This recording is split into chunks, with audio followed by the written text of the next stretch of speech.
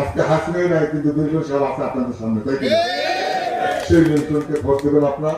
আমার অনুরোধ, বিনয়ের সাথে করছি, যে যেখানে যাবেন, গ্রামে যাবেন, পাড়া প্রতিবেশী যাবেন, কেউ যদি ভুল বুঝে অন্য একটা ভোট দিতে হয়, বলবে প্রোগ্রাম মানুষে ভুল করে না, বিএনপি ক্ষমতায় যাবে, আমরা তোমাদের পাশে থাকবো, যুদ্ধের যুদ্ধে আমরা থাকবো। যাদের কথা বলতেছে জীবনে বাংলাদেশের বিরোধী দলীয় হওয়া পারবে, সরকার হওয়ার জন্য স্বপ্নের না পাতা হচ্ছে, তাই কিনা? আকাশে চাঁদ বহুত দূর, চাঁদ দেখলে যদি চাঁদ ছোঁয়া যায় না, না? সেদিন আগে বিরোধী দল হও, তারপরে স্বপ্ন দেখো সরকার দেওয়া না, তাই কিনা? তোমাদের সুপার দেখে মনে হচ্ছে আওয়ামী লীগের চেয়ে বেশি সুপার ওরা বেশি করা, তাই কিনা? এই সুপারটা কমায় দিতে হবে, ধারে শিখে ভোট দিতে, এই নিজের পেনশন।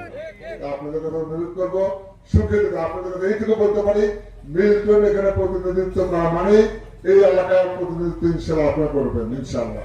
আমি আপনাদের কাছে অনুরোধ করবো, আগামী 12 তারিখ পর্যন্ত মিল্টন সাহেবকে ভোট দেওয়া, মিল্টন সাহেবের সম্মান রক্ষা করা এবং তাকে বিজয়ী করার দায়িত্ব আপনাদের।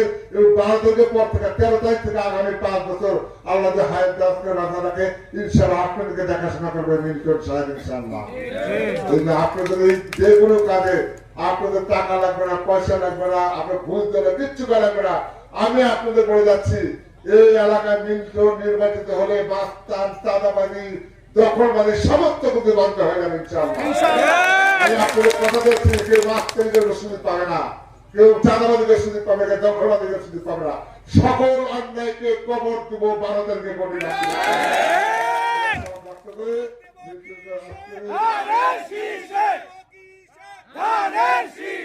এবার আপনাদের সামনে বক্তব্য রাখবেন শহীদ রাষ্ট্রপতি জিয়া রহমানের সুযোগ্য উত্তরসূরি, শহীদ জিয়া রহমান আদর্শের শহীদ বেগম খালেদা জিয়া, জিয়া পরিবারের তাত্ত্বাভাবের ব্যক্তিত্ব, তারেক রহমানের বিশ্বস্ত সহচর, লড়াই সংগ্রামে পরীক্ষিত সৈনিক, সাবেক উপজেলা চেয়ারম্যান, সাবেক মেয়র, বর্তমান ধানের শীষের প্রতিনিধিত্ব করছেন যারা মিল্টন